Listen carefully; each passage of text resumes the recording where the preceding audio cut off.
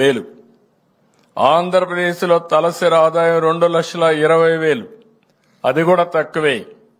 తెలంగాణలో మీరు చూస్తే 3,20,000 ఉంది. అక్కడ మనం చేసిన అభివృద్ధికి ముందు పోయే పరిస్థితికి వచ్చారు.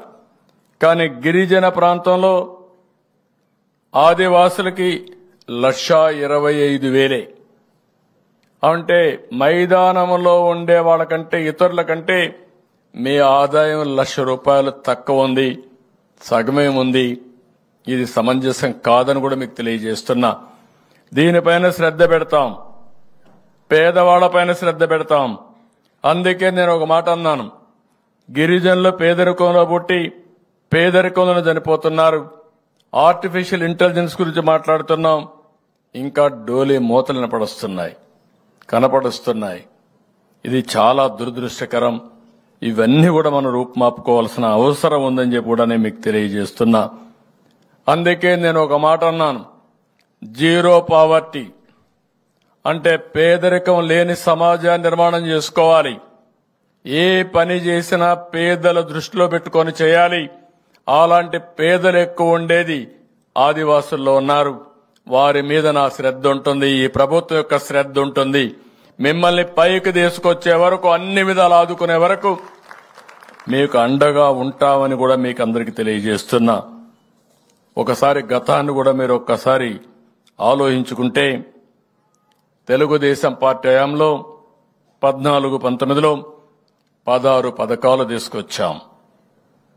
దగ్గర 199 గురుకుల పాఠశాలలు తీసుకొచ్చాం.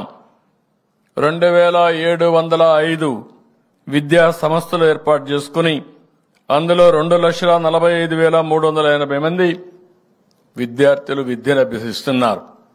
ఒకప్పుడు గిరిజనుల్లో విద్య లేదనే ఉద్దేశంతో ఆ రోజు ఎన్టీ రామారావు గారు ఆలోచించి ఒకే మాట చెప్పారు, ఏ ఊర్లో స్కూల్ కావాలనో ఇచ్చిన ఘనత గురుకుల పాఠశాలని నామకరణం చేసి గురుకుల పాఠశాలలు పెట్టిన వ్యక్తి ఎన్టీఆర్.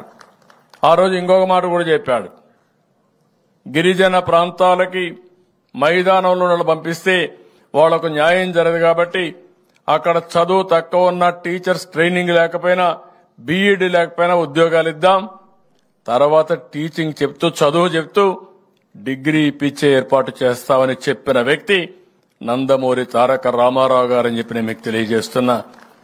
అంటే స్కూల్స్ రావాలి, ఆదివాసులు చదువుకోవాలి, ఆ చదువు చెప్పే వాళ్ళు కూడా ఆదివాసులు ఉండాలనేది ఎన్టీ రామారావు గారి సంకల్పం.